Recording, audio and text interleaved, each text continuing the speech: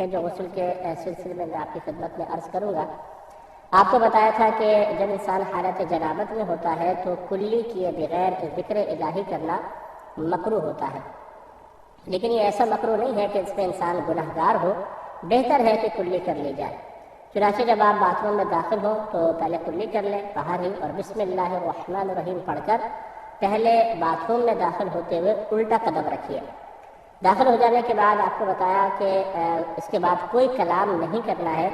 بعض لوگ یہ سمجھتے ہیں کہ غسل کا تعلق کلمہ پاک پڑھنے سے ہے، پہلا کلمہ پڑھیں گے تو پاک ہوں گے ورنہ نہیں، یہ بالکل جہالت بھرا خیال ہے۔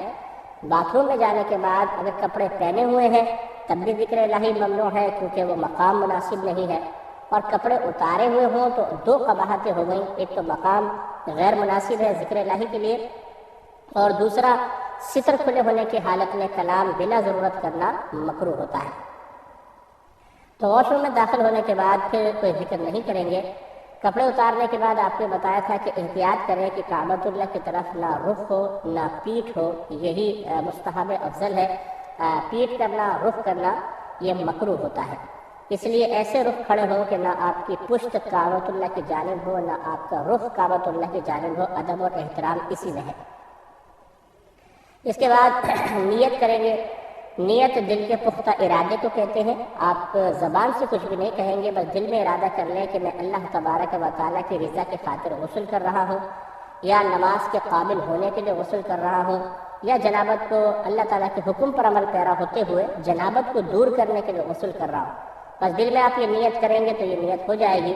اس کا فائدہ ہی ہوگا کہ اب آپ کا نہانا عبادت میں باقاعدہ شمار ہوگا اور آپ کو ثواب ملے گا۔ اور اگر کوئی بغیر طہارت حاصل کرنے کی نیت کے غسل کر لے گا، طہارت تو پھر بھی حاصل ہو جائے گی، کیونکہ پانی اللہ تعالیٰ نے بنایا ہی ایسا ہے کہ ہم نیت کریں نہ کریں وہ ہماری نجاست کو بہا کر لے جائے گا، چاہے حقیقیہ نجاست ہو چاہے حکمیہ نجاست ہو۔ تو لہٰذا اگر کوئی بغیر نیت کے غسل کرے گا، غسل پھر بھی ہو جائے گا، جنابت پھر بھی دور ہو جائے گی، لیکن اسے ثواب نہیں ملے گا۔ تو حصول ثواب کے لیے نیت کرنا ضروری ہے۔ اس کے بعد اپنے دونوں ہاتھ پونچھوں تک دھوئیں گے۔ اس کے بعد اگر جسم پر کوئی نجاست وغیرہ لگی ہو اس کو دور کریں اور استنجا کی جگہوں کو دھوئیں۔ اس کے بعد نماز کی طرح کا مکمل وضو کر لیں، اور اس وضو کرنے کے اندر غسل کے پہلے دو فرائض بھی پورے ہو جائیں گے، ایک کلی کرنا اور دوسرا ناک میں پانی چڑھانا۔ اس میں آپ کو بتایا تھا کہ کلی کرنے میں غرغرہ بھی ہوگا، اور ناک میں پانی جب آپ چڑھائیں گے تو خالی وہ ٹچ نہیں کرنا ہے، بلکہ جو نرم ہڈی جہاں تک ہوتی ہے، یعنی سخت ہڈی ناک کی شروع ہوتی ہے، وہاں تک پانی کو سونگھ کر اوپر تھوڑا سا چڑھانا، یہ سنت کریمہ ہے، بلکہ یہ غسل کے اندر فرض ہے، وضو کے اندر سنت مؤکدہ ہوتا ہے۔ میں بالکل عرض کرتا ہوں تو پہلے نیت کرنا، پھر دونوں ہاتھ پہنچوں تک دھونا، پھر استنجے کی جگہ کو دھو لیں، پھر نجاست کو بدن سے دور کریں، اس کے بعد نماز کا سب وضو کر لیں۔ اس کے بعد پورے بدن پر ایک بار تیل کی طرح پانی کو مل لیں، پھر سیدھی جانب 3 بار پانی بہائیں، پھر الٹی جانب 3 بار پانی بہائیں۔ اس کے بعد اپنے سر اور بقیہ دھڑ پر 3 بار پانی بہائیں تو آپ کا غسل مکمل ہو گیا۔ اور پانی بہاتے ہوئے جسم کو ملتے جانا، یہ بھی سنت کریمہ ہوتا ہے۔ تو یہ ہے سنت کے مطابق غسل۔